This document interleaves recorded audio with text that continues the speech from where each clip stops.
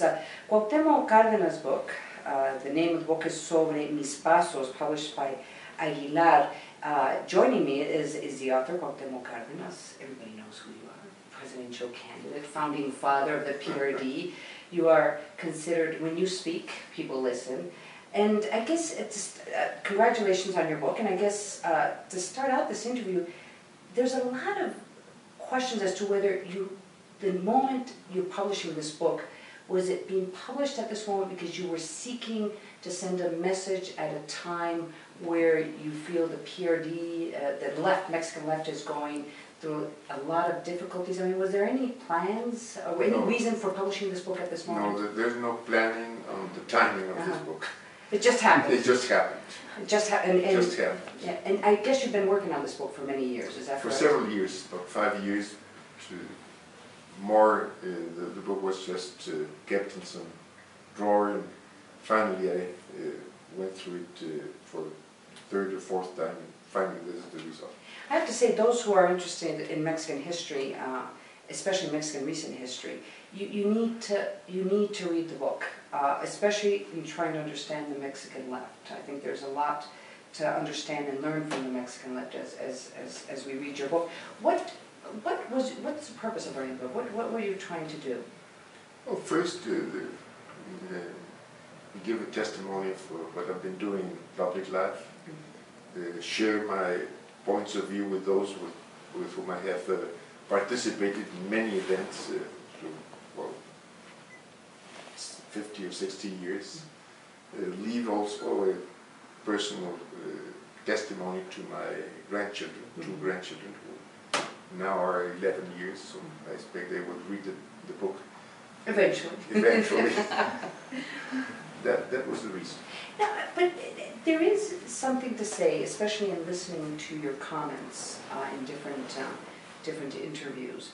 You express, I don't want to say the word anger, but you seem very disappointed with what's happening with the PRD, but I would say with the Mexican left in general. Am I wrong? Am I overinterpreting your comments? No, I think you're right, and I think that this kind of statements, well, I expect that they could serve to change things, to make people aware that what they're doing is not the right thing for the PRD or for Mexican progressive sectors.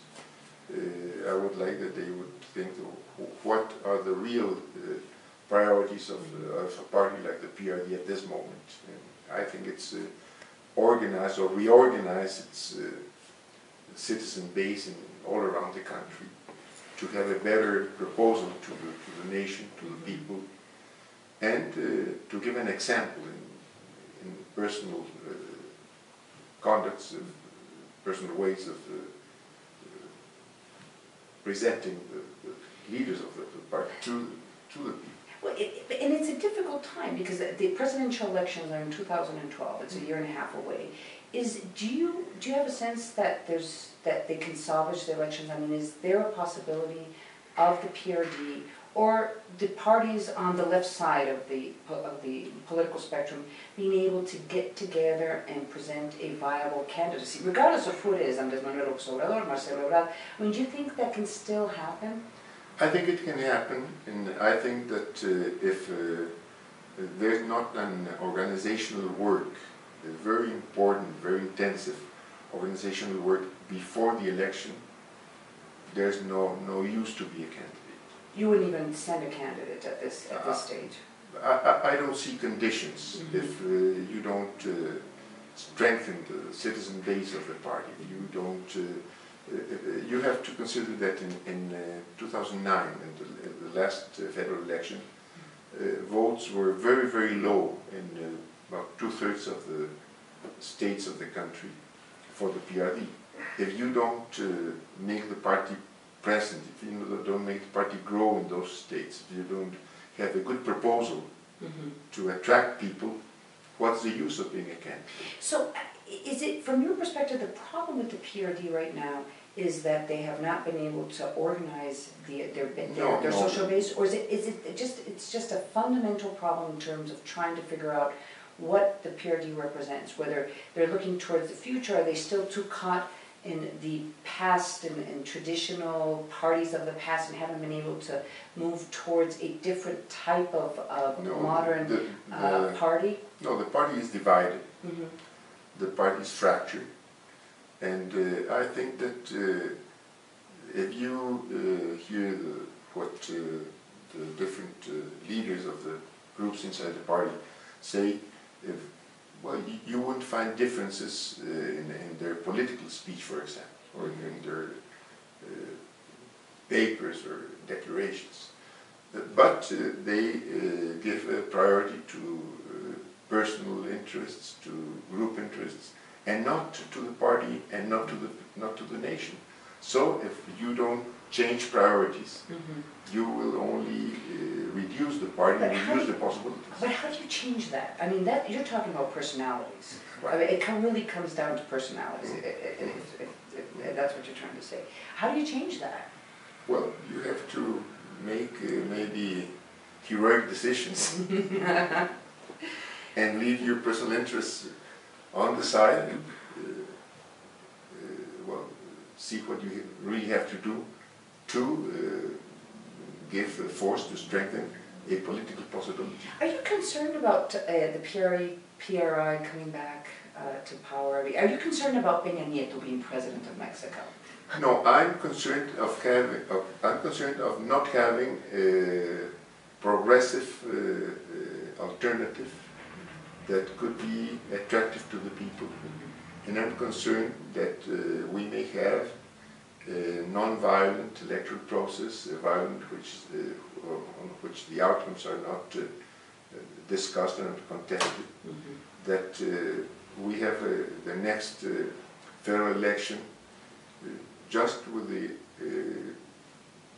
outcome of having elected the man and the party which receives most of the votes. Do you think then that if we were to have a situation in 2012 similar to 2006, close elections, divided elections, that the Mexican institutions would have the ability to resolve the differences in a peaceful manner? Well, that's a difficult question to answer.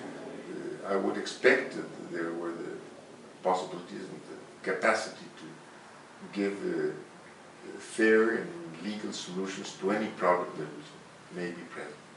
Because that's a big concern. I mean, it's a big concern. It's a big, and especially when you kind of combine it with the amount of violence that there is in Mexico right now, linked to organized crime or common crime, in the sense that the promises that were made with the transition, with the political transition, were not fulfilled. And a lot of people, I believe, feel left out.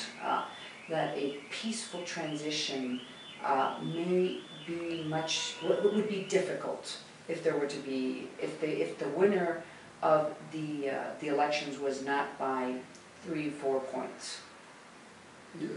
That would make a difficult decision, and that would make a difficult situation for the country. One more question. We're talking to Cuauhtemoc Cardenas about the Mexican left, and also related to his book Sobre Mis Pasos. One last question: what is the future of the PRD? What do you, in your heart, believe is going to happen with the PRD in the next 2 or 3 years? Do you think it will survive, or it has to be erased and something new is going to have to arise?